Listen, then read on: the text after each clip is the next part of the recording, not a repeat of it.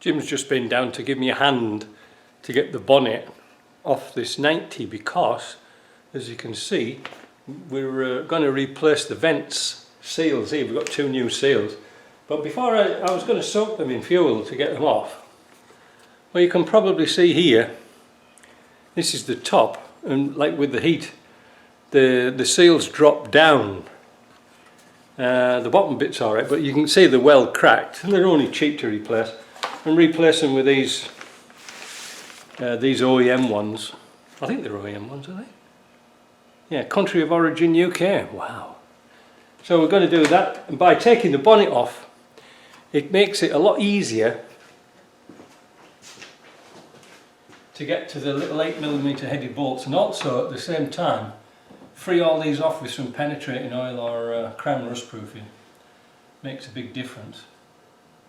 So also at the same time I'm going to pull these plugs out of here for rust proofing. I think we'll do the rust proofing, and the same with the plugs out of here, these bump stops, so we can get a lance into here and into here before we do our main thing. We'll do that with crown rust proofing because that will creep inside that panel, but we're not going to do the bodywork rust proofing until we've got this going. And you can probably notice how low this is because I've got the wheels off.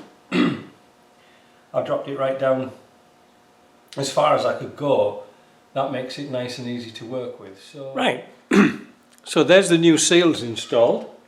I didn't show you how to do it because you should know by now, but how do you get the old ones off? Look, see, you can actually get them off in one piece by using petrol. Just soak them in gas, petrol, leave them for a few hours, and then they'll just peel off. Isn't that a good top tip? How many hours have you spent scratching those away? So I've already got this injected with the crown rust proofing, drink up, and now I'm going to fit these back on again.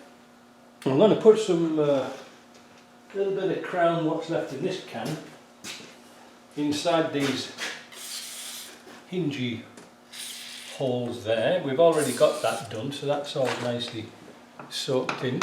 I've moved my camera again. I wish I had a camera. We're going to get the pins, give them a bit of a squirty. Same in the holes, because you can clean this stuff up really easy afterwards. That's nice, but at least it's got some sort of protection on it. Now there is a way to put these on because you want the pins to come out.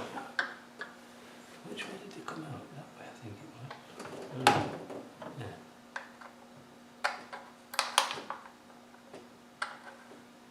Long time since I've done any of these. That way. And that way. Now we can bring that out and adjust the catch because I've pushed it in a little bit.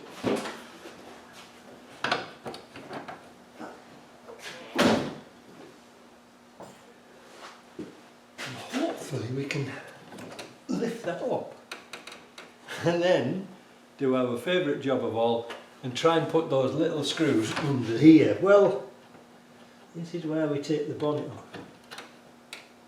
because they are possible to do.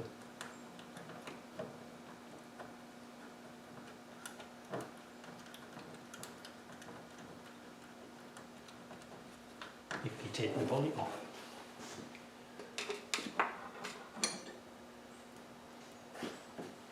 Not the easiest things to do, not something to do if you've got a bad back, but the idea is to get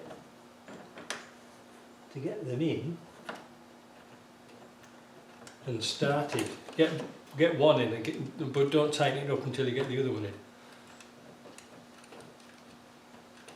Then they'll go kind of nice, and then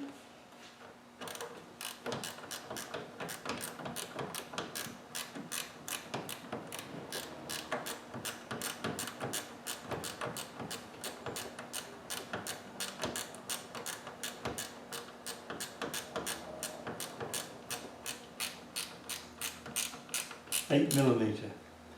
On the old series I think they were 5/16.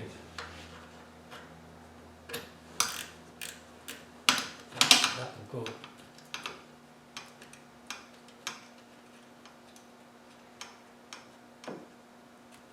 That's it. Yeah, sometimes I've had a lot of fun trying to get these back in, spend hours on them if you've got the bonnet on, because that just gives you a little bit more room to get your elbows down here. So then we're going to close these up, and what we'll do, we'll just get a little screwdriver and open one tang of these pins, and let's see what they close like.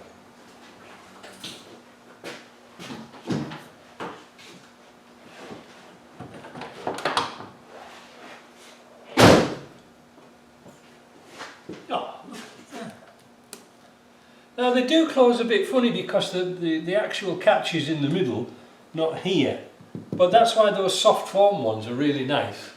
So we'll call it a day on that one, and the next video we'll do the snorkel. Oh, won't that be fun?